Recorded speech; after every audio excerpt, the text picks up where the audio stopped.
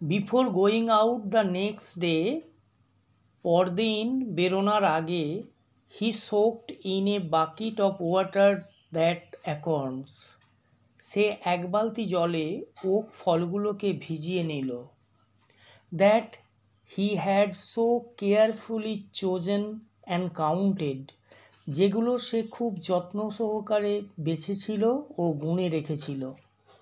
He carried an iron rod to as a walking stick, সে একটি লোহার ডান্ডা হাঁটার ছড়ি হিসেবে সঙ্গে নিল। He invited me to come along with হিম, সে তার সঙ্গে যাওয়ার জন্য আমাকে আমন্ত্রণ করল।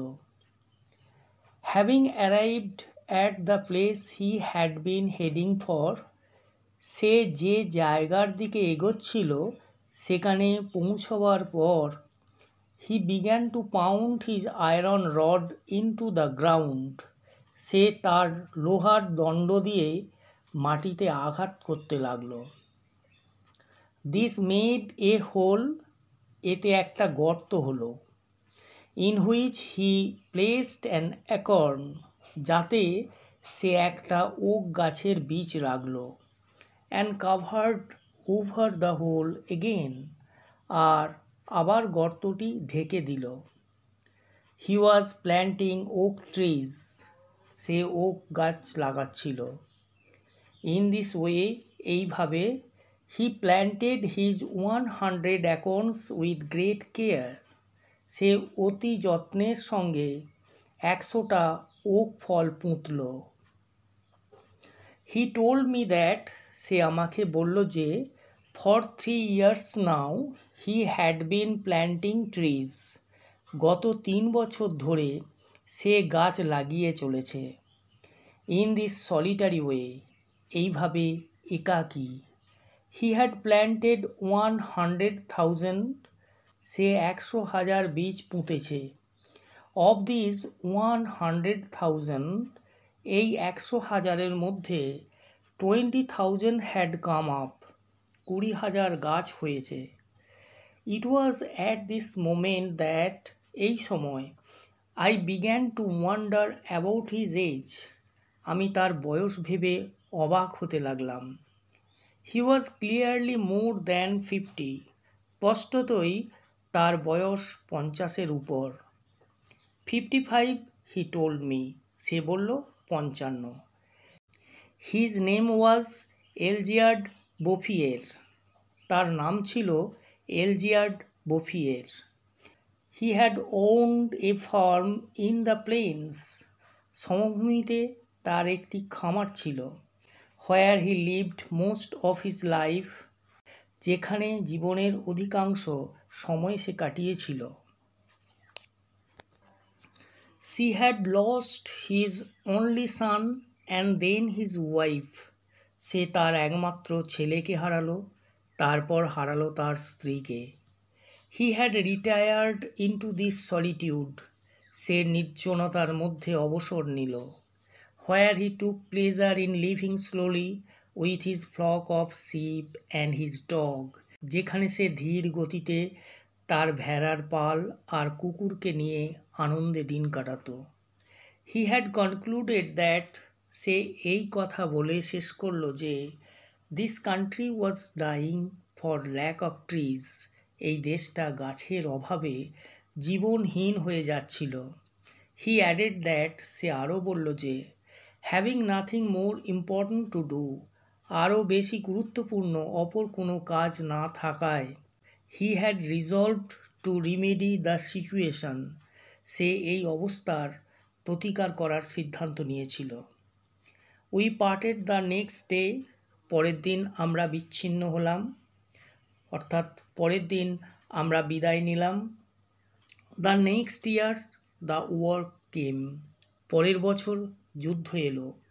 In which I was engaged for 5 years, যাতে আমি 5 বছর জড়িয়ে গেলাম। With the war behind me, যুদ্ধকে পিছনে ফেলে আসার পর, I had a great desire to breathe a little pure air, শুদ্ধ বাতাসে শ্বাস নেওয়ার জন্য আমার মনে তীব্র ইচ্ছা জন্মালো। And I set out again along the trail through that deserted country. আর আমি আবার সেই নির্জন রিক্ত দেশ গাঁয়ের পথ ধরে বেরিয়ে পড়লাম। The land had not changed. জায়গাটা একটুও পাল্টায়নি। Ever since the day before, আগের দিন থেকেই, I had been thinking about the shepherd, আমি সেই মেষপালকের কথা ভাবছিলাম। হু প্ল্যান্টেড ট্রিজ, যে গাছ লাগাতো। 10,000 ওকস, 10,000 ওক গাছ। I had said to myself, আমি মনে মনে বললাম, must really take up a lot of space, নিশ্চয়ই অনেক জায়গা নিয়েছে। When I met Elzeard Bouffier this time, এবার যখন আমি এলজিয়ার্ড বুফিয়ের দেখা পেলাম, I found that the war had not disturbed him at all. আমি লক্ষ্য করলাম যুদ্ধ তাকে আদৌ বিচলিত করতে পারেনি। He had continued with his planting, সে তার বৃক্ষরোপণের কাজ চালিয়ে গেছে। The oaks of 1910 were now 10 years old. 1910-এর ওক গাছগুলোর বয়স এখন 10 বছর হয়েছে। And were taller than me and than him, আর আমার চেয়ে ও ওর চেয়েও লম্বা হয়েছে। দ্য সিন ওয়াজ ইমপ্রেসিভ, দৃশ্যটি খুবই মনোরম। আই ওয়াজ অ্যাকচুয়ালি স্পিচলেস, আমি বাস্তবিকই নির্বাক হয়ে গেলাম। And we pass the whole day in silence, এবং সমস্ত দিনটা আমরা নীরবে কাটালাম। ওয়াকিং থ্রু হিজ ফরেস্ট, তার বনের মধ্যে দিয়ে হাঁটতে হাঁটতে। ইট ওয়াজ ইন 3 sections, এটি 3 ভাগে বিভক্ত ছিল। 11 কিলোমিটার্স লং ওভারঅল, সব শুদ্ধ 11 কিলোমিটার লম্বা। And at its widest point 3 kilometres wide, আর সবচেয়ে চওড়া জায়গাটা 3 kilometre. When I considered that, যখন আমি ভাবলাম যে, this had all sprung from the hands and from the soul of this one man, এই সব কিছু বেরিয়ে এসেছে এই একজন লোকের হাত এবং হৃদয় থেকে। উইদাউট টেকনিক্যাল এডস, কোনো প্রকার প্রযুক্তিবিদ্যা ছাড়াই। ইট স্ট্রাক মি দ্যাট, তখন আমার মনে হলো যে, men could be as effective as God in domain other than destruction, একমাত্র ধ্বংস ছাড়া আর সকল বিষয়েই মানুষ ঈশ্বরের সমান উপযোগী হতে পারে। লেখক অবাক হয়েছিলেন যে প্রযুক্তি সাহায্য ছাড়া একজন মানুষ একা নিজের চেষ্টায় একটি 11 কিলোমিটার বন তৈরি করেছিলেন। এই ঘটনা লেখককে বিশ্বাস করিয়েছিল যে মানুষ গভীরতম নিষ্ঠা এবং ভালোবাসার দ্বারায় ভগবানের থেকে কোনো অংশে কম স্রষ্টা হতে পারে না।